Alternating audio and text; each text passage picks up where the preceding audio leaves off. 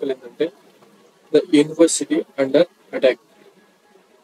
The universities ఇక్కడ ఈరోజు మనం ఆర్టికల్ చూసుకుంటే university under attack, universities are under met. ఈ ఆర్టికల్లో ఏం చెప్పారు అని అంటే universities are suppose to be placed where people can study. Universities అనేది ఎలా ఉండాలంటే అందరూ చదువుకునేలాగా, ఐడియాస్ డిస్కస్ చేసుకునేలాగా అండ్ రీసెర్చ్ ఫ్రీగా చేసుకునేలాగా ఉండాలి. కానీ ఇండియాలో కొన్ని universities political control and interference తో కూడి అయితే ఈ డిసిజన్స్ అనేది కొన్ని యూనివర్సిటీస్ కి ఏదైనా సరే తీసుకోవాలి డిసిజన్స్ అంటే స్టూడెంట్స్ ఎలా బిహేవ్ చేయాలి, ఏం చేయాలి అనేది డిసైడ్ చేసేది పొలిటీషియన్స్.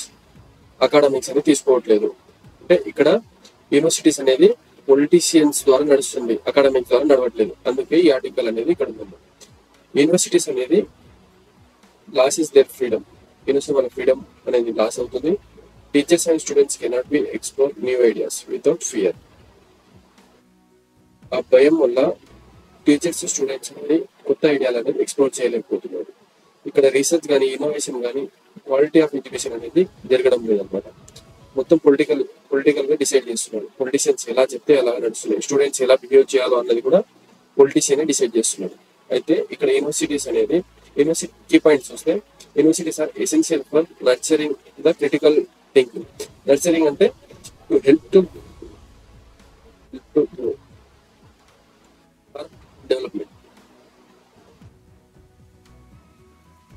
డెవలప్మెంట్ అనమాట.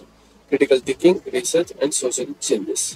Political interference erodes their life, their independence, leading to decline in academic standard. Political interference వల్ల వాటి ఇండిపెండెన్స్ కానీ అకాడమిక్ స్టాండర్డ్స్ అనేది వాళ్ళు లాస్ అవుతున్నారు, అంటే రిడ్యూస్ అవుతుంది. Universities role in fostering the democracy and dissent is vital for societal progress. Recent incidents of political appointment and ideological control undermine their core values. ఇక్కడ overall గా ఏం చెప్తుందంటే ఈ ఆర్టికల్లో యూనివర్సిటీస్ అనేది పొలిటికల్ వాళ్ళు రన్ చేస్తున్నారు. ఏ స్టూడెంట్ ఎలాంటి డిసిషన్స్ తీసుకోవాలన్నా, ఎలా బిహేవ్ చేయాలి అన్న మొత్తం పొలిటీషియన్ ఎలా చెప్తే అలాగా. దానివల్ల స్టూడెంట్ అనేది వాటి యొక్క ఫ్రీడమ్ అనేది యూజ్ చేసుకుంటున్నాడు. రీసెర్చ్ అనేది ఫ్రీగా చేసుకోలేకపోతున్నాడు. ఇన్నోవేషన్ కానీ, న్యూ ఐడియాస్ కానీ, క్రియేటివ్ ఐడియాస్ కానీ ఎక్స్ప్లోర్ చేయలేకపోతున్నాడు. టీచర్స్ కూడా దానికి హెల్ప్ చేయడం లేదు. మొత్తం పొలిటికల్ ఎలా చెప్తే అలా నడుస్తుంది. అయితే నెక్స్ట్ ఇక్కడ ఏంటంటే globally universities have seen reduced public funding and increase the government scrutiny. In India, ideological pressures have been linked to broader debates about nationalism and cultural identity. Improvements aiming cheyali ante strengthen the laws protecting academic freedom, ensure merit-based appointment. Merit-based appointment అనేది ensure చేయాలి. Academic freedom అనేది ఇవ్వాలి. తర్వాతకి వాళ్ళకి encourage చేయాలి. Research కానీ, ఫ్రీగా enquiry కానీ ఏదైనా సరే ఫ్రీగా చేసేటట్టు. Engage civil society and academic bodies to upload their university independence. Engage civil society and academic bodies to upload university independence. ఇది the universities under attack, universities under an article. Next article పోతే regulating India's virtual digital asset. First video అంటే ఏంటి, India యొక్క virtual digital asset అంటే ఏంటి. అయితే ఇక్కడ first article ఏంటంటే peoples are investing in crypto currencies. అంటే ఇండియాలో పాపులేషన్ ఎక్కువ కాబట్టి పీపుల్స్ అనేది అందరూ క్రిప్టో కరెన్సీలో ఈ మధ్య చాలా అట్రాక్ట్ అవుతుంది. లైక్ బిట్ కాయిన్ కానీ, సులాన్, ఇంకా బిట్ కాయిన్స్ అన్ని వేరేటివి. The Indian government has put a tax on this digital asset. ఈ డిజిటల్ అసెట్ మీద 30% ప్రాఫిట్ అనేది పెట్టింది. But aren't proper law manage దెమెట్, ప్రాపర్ లా అనేది మేనేజ్ చేయకుండా అని అడుగుతుంది. అయితే without clear rules people can be cheated. Rules మంచిగా మేనేజ్ చేయలేకపోతే పీపుల్స్ అనేది అందరికి చీట్ చేసే అవకాశాలు ఉంటుంది, స్కామ్ చేసే అవకాశాలు ఉంటుంది. Criminals can use crypto for illegal activities. Criminals illegal activities కూడా పాల్గొంటారు, లైక్ మనీ లాండరింగ్. అయితే ఇక్కడ కీ పాయింట్స్ ఏంటంటే India has imposed 30% of tax on video అంటే virtual digital asset profit and 1% tax and deduction at source, TDS, tax deduction at source. Despite this clear regulation from work are lack. అంటే clear regulations అనేది లేదు. Unclear legal status feels like tax evasion, frauds and misuse of it. Clear గా legal status మీద లేనప్పుడు tax అనేది ఎగ్గొట్టే chances ఉంది, fraud చేసే అవకాశాలు ఎక్కువ ఉంటాయి, మిస్యూజ్ అసెట్స్ యొక్క మిస్యూజ్ చేసే అవకాశం కూడా ఎక్కువ ఉంది. Government is working on regulatory frame work to bring clarity and stability. Government అనేది దీని మీద వర్క్ చేస్తుంది. అయితే ఇక్కడ ఫ్యాక్ట్స్ ఏంటంటే ఇండియా ఇది one of the largest crypto market అని. ఇండియన్ పాపులేషన్ ఎక్కువ కాబట్టి లార్జెస్ట్ క్రిప్టో మార్కెట్ ఇప్పుడు చాలా ఎక్కువ అవుతుంది with millions of users. Financial bill 2022 introduce చేసినప్పుడు specific tax provision for video, అప్పుడు స్పెసిఫిక్ ట్యాక్స్ అనేది ఉన్న video in E20 and global bodies have emphasized the needs of coherent crypto regulations. Improvements ఏమేమి ఉండాలంటే డ్రాఫ్ట్ కాన్ఫిడెన్షియల్ లీగల్ ఫ్రేమ్వర్క్ అనేది draft చేయాలి video. అంటే ఎలాంటిదంటే లైసెన్సింగ్ కానీ, కేవైసీ కానీ, ఇన్వెస్టర్ ప్రొటెక్షన్ అనేది ఉండాలి. Balance innovation with consumer protection and financial stability. Balance innovation with consumer protection and financial stability. Coordinate globally with prevent misuse. Global గా coordinate అవ్వాలి, మిస్యూజ్ ఏది జరగకుండా చూసుకోవాలి. లైక్ మనీ ఎడ్యుకేట్ యూజర్స్ కి educate చేయాలి, investor కూడా ఎడ్యుకేట్ చేయాలి. Risk వాటి యొక్క రైట్స్ ప్లస్ రిస్క్ ఏమో అన్ని దాని గురించి ఎడ్యుకేట్ అనేది చేయాలి. నెక్స్ట్ ఆర్టికల్ ఏంటంటే గ్రోయింగ్ పెయిన్స్. ఇక్కడ చూడండి, India needs to grow faster to transition as developed economy. ఇక్కడ ఎకనామీలో GS3లో కవర్ అవుతుంది. ఏంటంటే India rapid economic growth. Recent గా 8.2 GDP growth in 2024 లో the challenges of making this growth inclusive and sustainable. అయితే ఇండియా అనేది 8.2 లాస్ట్ ఇయర్ ఉంటుంది అనమాట గ్రోత్. ఇండియాలో లాస్ట్ ఇయర్ 8.2 గ్రోత్ ఉంది, అది గుడ్ నెంబర్ అనమాట. కానీ ఇక్కడ many people still don't have jobs. అంటే డిజిటల్ గా గ్రో అవుతుంది కానీ పీపుల్ అనేది ఎంతమంది జాబ్స్ వస్తున్నాయి, ఎంతమంది ఎంత ఎర్న్ చేస్తున్నారు, ఇన్కమ్ ఎంత వస్తుంది అన్న దాని గురించి ఇక్కడ ఆర్టికల్లో రాసినాము. Just because economy is growing doesn't mean everyone sees life better. ఎవరి లైఫ్ అంటే ఎకనామిక్ గ్రోత్ అయ్యిందని అంటే పీపుల్స్ అందరూ లైఫ్ బెటర్ గా లీడ్ చేస్తున్నారని కాదు. అయితే ఇందులో inequality, joblessness are still big issue. అంటే ఇన్ఈక్వాలిటీ అనేది ఉంది, తర్వాత జాబ్ లేకుండా కూడా ఉండదు, చాలా పెద్ద ఇష్యూ ఉందన్నమాట. అయితే కీ పాయింట్స్ ఏంటంటే ఇక్కడ high GDP growth driven by manufacturing, service and government spending. Growth in manufacturing and service and government spending అనేది ఉందన్నమాట. It challenges remain. కానీ అన్ఎంప్లాయ్మెంట్ అనేది అలాగే ఉంది, ఇన్ఫ్లేషన్ అనేది అట్లే ఉంది, income inequality and infrastructure gap అనేది కూడా అలాగే ఉందన్నమాట. Growth must not only B about hire GDP. Growth లో హైయర్ జీడిపి ఒకటే కాదు, but improving the life of all citizen. Every citizen యొక్క లైఫ్ కూడా ఇంక్రీజ్ అవ్వాలి, ఇంప్రూవ్ అవ్వాలి అనమాట. అప్పుడే గ్రోత్ అనేది తెలుస్తుంది. ఫ్యాక్ట్స్ చూస్తే India become world fourth largest economy. Fourth largest economy అనేది అంటే రీసెంట్గా జపాన్ క్రాస్ చేస్తున్నాం. The growth in quarter 2023 and 2024 was 7.8%, lead to strong manufacturing and construction sector. అంటే Q4 లో స్ట్రాంగ్ మ్యానుఫ్యాక్చరింగ్ ఉంది అండ్ కన్స్ట్రక్షన్ సెక్టర్ అనేది strong ఉంది. The informal sector still lack. Informal sectors అనేది స్టిల్ ల్యాక్. ఇన్ఫార్మల్ సెక్టర్స్ అంటే ఏంటి మీరు comment లో చెప్పండి. With limited benefits from growth. Improvements ఏమేమి కావాలి? ఇన్వెస్ట్ ఇన్ హ్యూమన్ క్యాపిటల్, అంటే ఎడ్యుకేషన్, హెల్త్, ఇలాంటి దాంట్లో హ్యూమన్ క్యాపిటల్ ఇన్వెస్ట్ చేయాలి. లాంగ్ టర్మ్ ప్రొడక్టివిటీ కోసం ఎడ్యుకేషన్ కానీ హెల్త్ లో కానీ ఇన్వెస్ట్ చేయాలి. Foster the employment incentives growth. MSME, rural industries అనేది కూడా ఇంక్రీజ్ చేయాలి, ఇంప్రూవ్ చేయాలి. Strengthen social protection to question the vulnerable population. Tackle inflation and cost of living pressure. Inflation ని ట్యాకిల్ చేయాలి, కాస్ట్ ఆఫ్ లివింగ్ ప్రెజర్ కూడా improve చేయాలి. ఇది growing gap అన్నమాట, గ్రోయింగ్ పెయిన్స్ ఒక ఆర్టికల్. అయితే ఇక్కడ నెక్స్ట్ ఆర్టికల్ ఏంటంటే whose mountain is it anyways. అయితే ఇక్కడ మొత్తం ఏమంటుందంటే ఈ ఆర్టికల్లో around mountaineering and adventure sports and sacred and culturally significant of mountains like Kanchenjunga in Sikkim.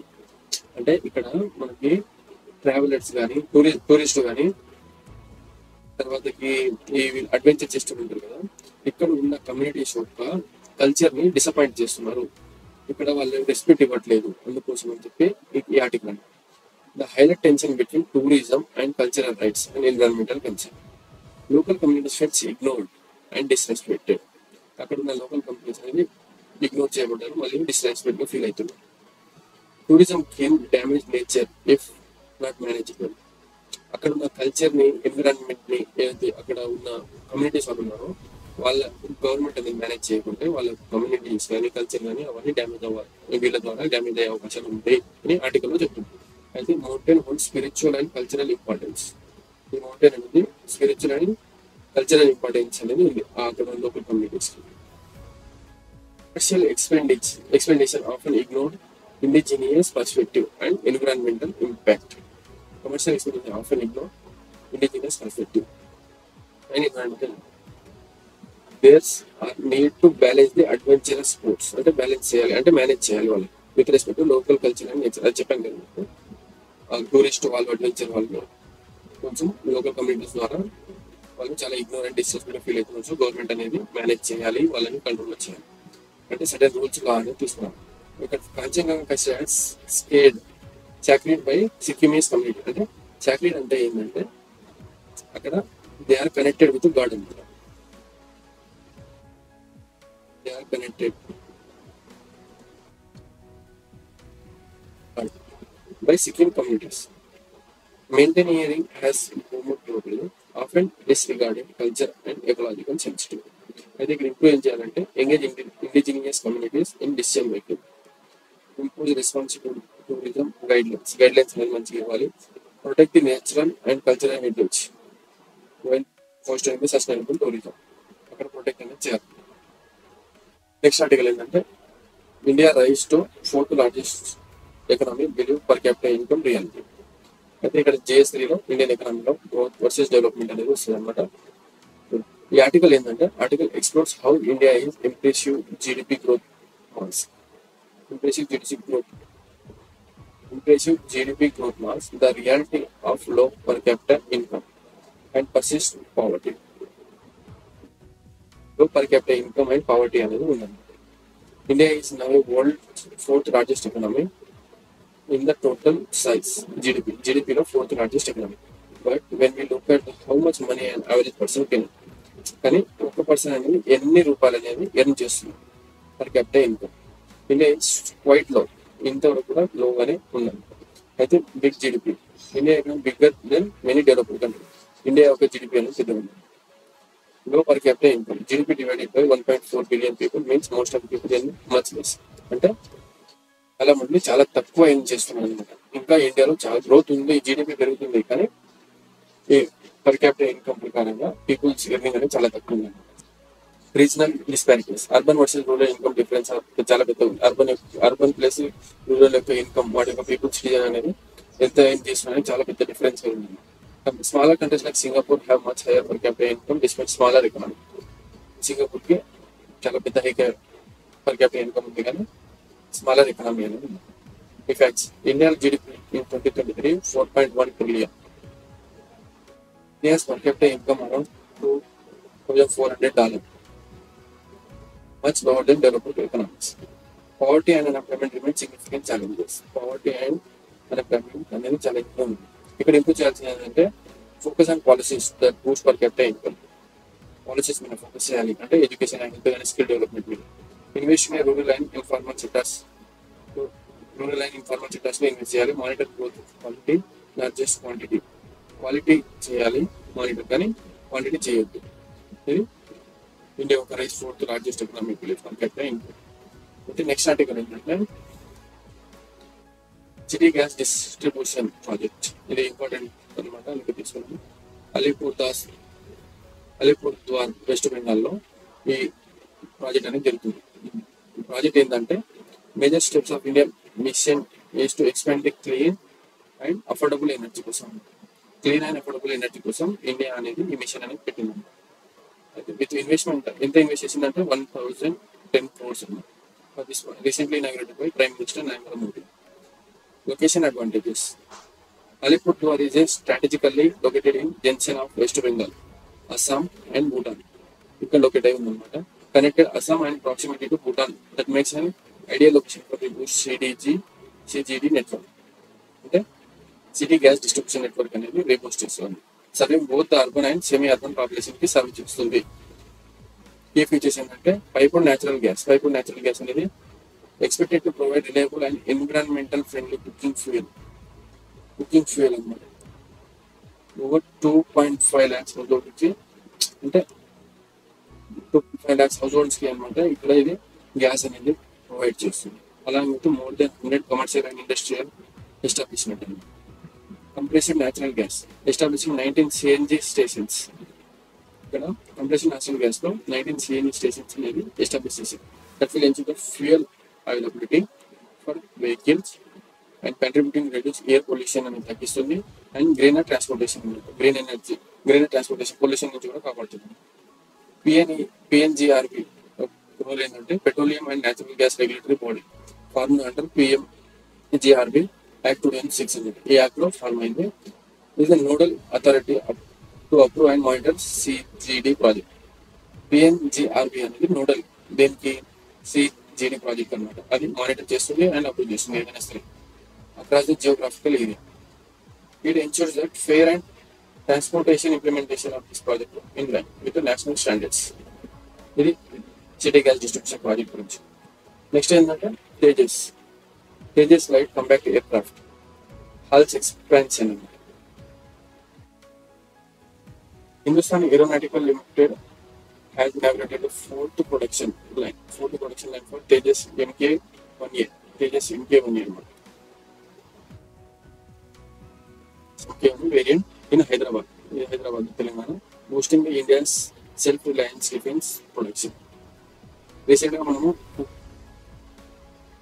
జరిగిన అటాక్ లో మనము ఆకాశ్ అనే విషయాన్ని యూజ్ చేసామన్నమాట. పాల్గొం అటాక్ లో ఆకాశ్ అనే విషయాన్ని మనము ఇండియా డెవలప్డ్ డిఆర్డిఓ మిసైల్ అనేది యూజ్ చేసామన్నమాట. అవతల ఉన్న మిసైల్స్ ని స్టాప్ చేయడానికి. అయితే తేజస్ ఎల్సిఏ అంటే దీని ఒక గ్లాన్స్ చూసుకుంటే developed jointly by aeronautical development agency and HAL అనమాట. Hindustan aeronautical limited single engine light weighted multi role fighter aircraft. First flight అనేది 2001 లో inducted into IAF 2016. Generational classification 4.5 generation fighter. Variants and development. Tejas MK1 based on operational aircraft. Tejas MK1A equipped with AESA radar and advanced avionics and improved the maintenance to enhance combat performance. Tejas MK2 under development. Idani development lo undi. This will feature greater range, payload and combat versatility. Naval version specifically designed for aircraft carrier based on operation. Key features ఏంటంటే general electric F404 MK1 MK1A. F404 అనేది MK1 లో MK1A లో use చేశారు అనమాట.